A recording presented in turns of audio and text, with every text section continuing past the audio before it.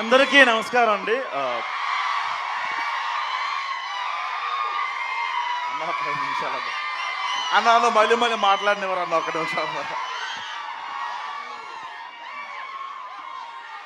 అందరికీ నమస్కారం అండి. ఇక్కడికి వచ్చిన ప్రేక్షకులకి, మీడియా మిత్రులకి చాలా థ్యాంక్స్ అండి. అండ్ ఈ సినిమా గురించి బేసిక్గా అందరికీ నేను థ్యాంక్స్ చెప్పాలి.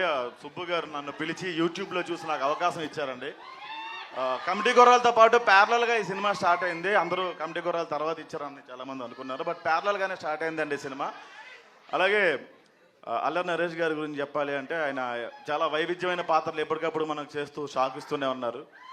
నేనుతో ఆయన అలాంటి వాటికి నాంది పలికారు కాబట్టి నాంది తర్వాత తీశారు ఆయన. ఇప్పుడు ఊరమాస్ బచ్చలమల్లితో డిసెంబర్ 20 తారీఖున మన ముందుకు రాబోతున్నారు. ఓ ఫిల్టర్లెస్ వేలో ఎలా ఉంటాడో బచ్చలమల్లి అలా ఉంటాడో డిసెంబర్ 20ని మీరు చూస్తారు.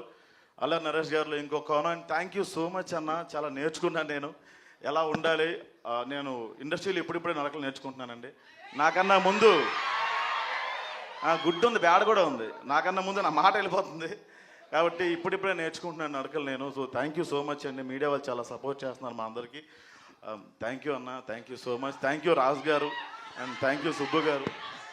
థ్యాంక్ యూ అన్న.